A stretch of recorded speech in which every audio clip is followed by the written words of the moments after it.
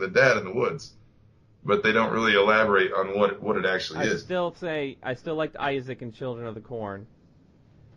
That one was even like everybody dies at the end of that story. And Cujo. It's like, yeah, it's like a. I know you can't watch Cujo. I know you can't watch Cujo. No, I don't like it because I don't like dogs. Even just the visual of even a fake dog. I don't like it. Yeah, I know. But I don't like when they take something and complete and people, artistic license be damned. I mean, if you're going to take something that's a well-known property and is well-known and beloved it's something that's beloved by people that's been around a long time, you better damn well do it pretty accurate to what you're trying to do. With something like Death Note, I don't know how well-known that is. I mean, it's pretty obscure. You know what? From now on, Death Note's name is Craig. Fuck Craig. Fuck Craig. Fuck him. Not her. I will admit, though, I've said this before, I did like the newest Carrie movie that they did with Chloe Grace Moretz. I heard that was good, but I never saw it. I did enjoy that one. But no, Death Note's Craig. Fuck him. Fuck Craig. Yeah, it's really hard to do Stephen King because a lot of it's just when you're reading it, it's descriptive shit in your head. There's a lot of dialogue and description shit in Stephen King books. And it's just really hard to translate that visually to what you're looking at. Yeah. And like some of the stuff in it, like I said, some of the stuff in it is going to be fucking impossible to get right. I don't know how in the world they're going to do it. I'm not paying full price to see it. I'm going to wait till it's like free on my cable or Netflix or something. All right. So with all that being said, we're going to tell you right now, the next part of the show we're going into is going to be our reviews of this week's DC books. Now, we're going to have spoilers. So if you don't want to know, skip it. Skip it. Skip this part, because this is just going to go to the end, and you can go back later from this point and see if you agree with us if you read the books. That's right. So, Crystal, play us into this next thing, because Chief said I can use you on this one. He said I can use you. So, Crystal, come on. Spoiler alert. Spoiler alert. The Renegades are about to spoil this week's DC Comics. By all means. All right. So, this week in DC, once again, working with DC Comics, getting some books for review. Chief and I have both read quite a few of the titles. So, Chief, why don't you start off with your first title? All right. Let me. I'm pulling open my files here. Okay. So I'll be right with you in 1 second. All right. I'll keep thinking about Mom at the prom. All right. So first of all, still opening. First one I read was Justice League of America this week, number 13. And I haven't been following. This is one I don't. I read the regular Justice League book. I don't usually read this one. So Orlando, Reese, Ferreira, and Mayolo. I don't even really know those guys, but they're the guys that do it. And this one actually does have the Batman in it, which was a change for the JLA. Like I don't have to read it, but Batman's usually with the regular Justice League. So, but they're in the microverse. They're looking for Ray Palmer. Ray Palmer's lost. The artwork on this book is pretty damn good. It's actually better than I knew about or expected. But the team you got Killer Frost, you got Lobo, you've got this new guy who I'm not real familiar with because I don't usually read this book, but that Ryan Choi, I guess, is that his name? Mm-hmm. Let's see, and then and Batman is with them in the microverse, and Ray Palmer is missing.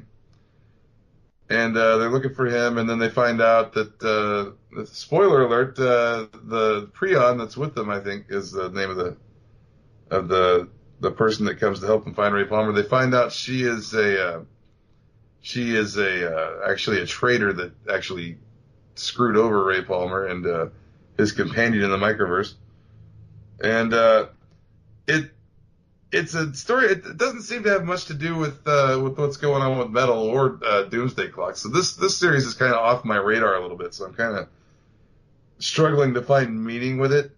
But what it looks to me like is they're all kind of trapped in the microverse looking for Ray Palmer, and there's this espionage going on with this other guy, Aaron Ott, who was with Ray Palmer when he disappeared.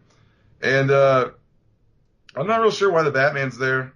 or where the storyline is headed. Just reading it, but I mean, as far as reviewing it from what I can, it seems pretty well written. The artwork is pretty spectacular, more better than I expected. And I guess we'll have to wait. I mean, it's right in the middle of an arc, so I guess you got to find out whatever happened to Ray Palmer. I will say that Lobo gets hit with a blast of what is this energy stuff called? It's like some kind of temporal energy that keeps changing. There's some kind of rift in the microverse where the temporal energy is like changing the surface even of the worlds and manipulating time and space. And Lobo takes a direct hit from it, and it seems to kill him. It blasts one of his arms off and sets him on fire, and he turns into a pile of ash. So I'm assuming that some temporal time-jumping hijinks will take place in the next few issues that will fix that. Because I'm pretty sure they're not just going to kill Lobo like that. But, yeah, it seems pretty good. And then this new guy, Choi, has to go even smaller than the microverse and risks ripping his molecules asunder in order to do it. And then it's kind of a cliffhanger from that point. But, yeah, it's pretty good. It's something I wish I would have went back and read the first couple of issues of this arc to kind of know what's going on. But, I mean, yeah, artwork is fantastic, I think.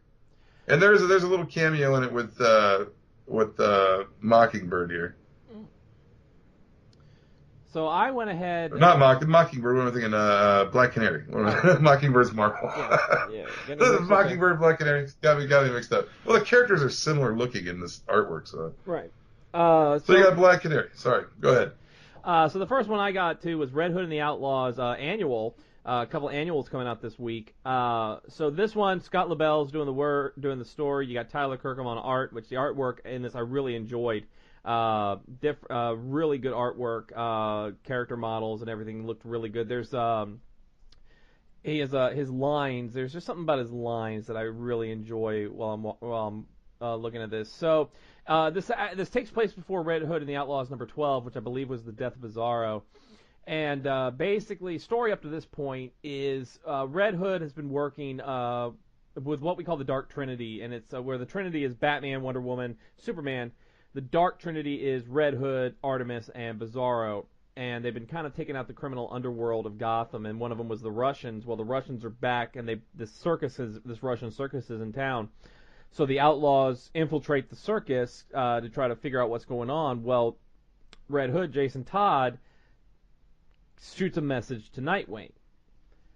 Because Nightwing, of course, we know, lived the circus life for so long.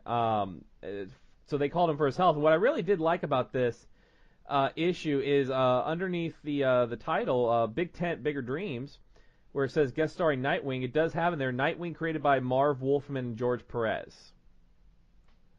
So I do like that. So Nightwing comes. They should do that. Yeah, they should. So Nightwing comes in to kind of help them out as Chief opens up his window. Sorry. I had to.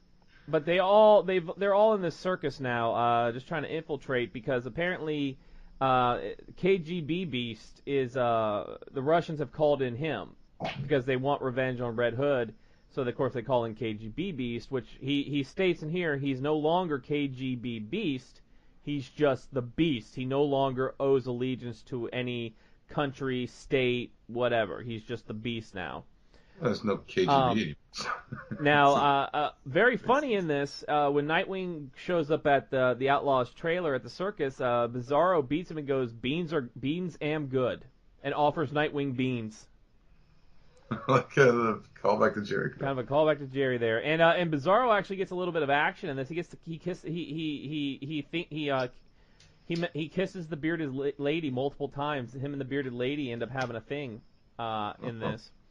But the Bizarro getting some. Bizarro's getting some. There's also a little bit of flirting between Artemis and Nightwing, and a little more backstory of basically more of character building between Jason Todd and Dick Grayson, which was really nice in here.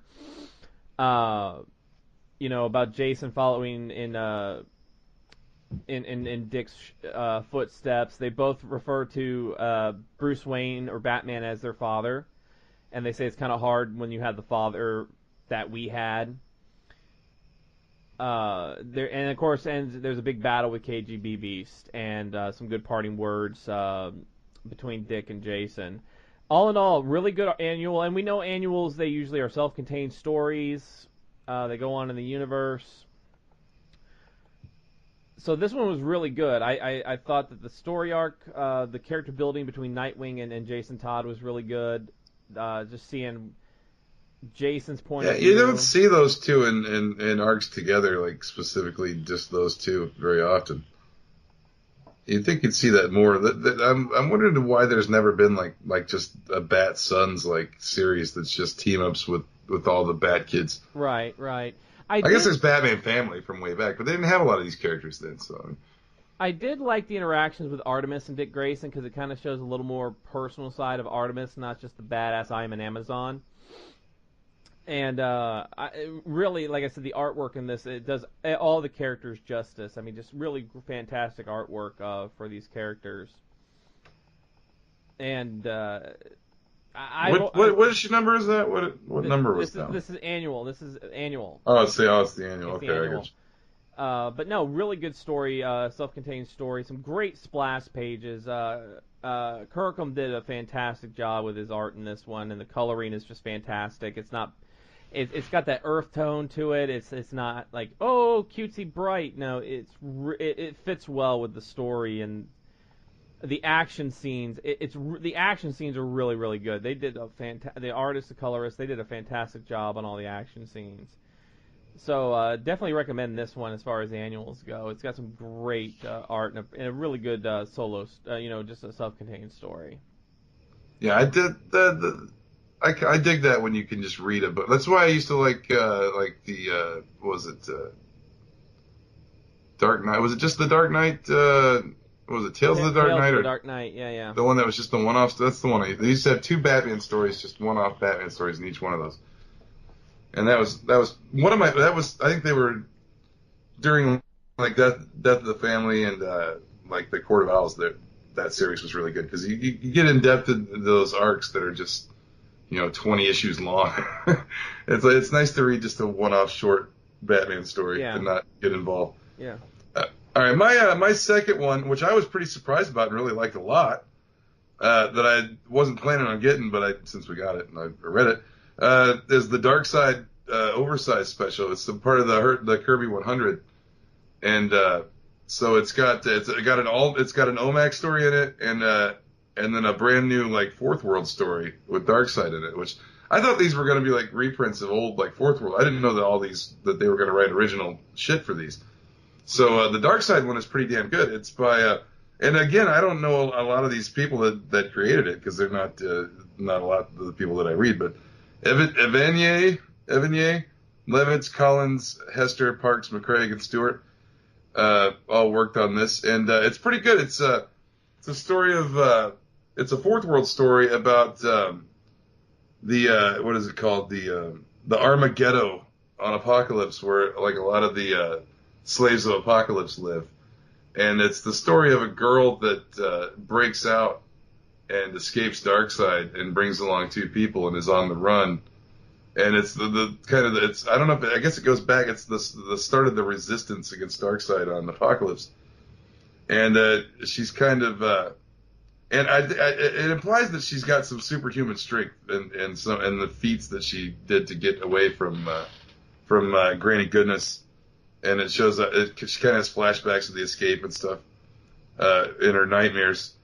And then it goes on to show her become a leader. This character, Michaela, she goes on to become a leader of these people, and she's trying to. And it shows how difficult it is. It shows how like an oppressive regime can just browbeat people into submission, and how she's having trouble recruiting people to stand up to Darksied. And she's got a smuggled motherboard that she carries around and records like her data, like her diary in it. But it ends up she escapes, and she talks about how she's just gonna make it like every day she writes in this, or she talks into this mother mother box thing, and records that she like it's good. This is the last day this is my last day alive or something. She always says it's like her last day.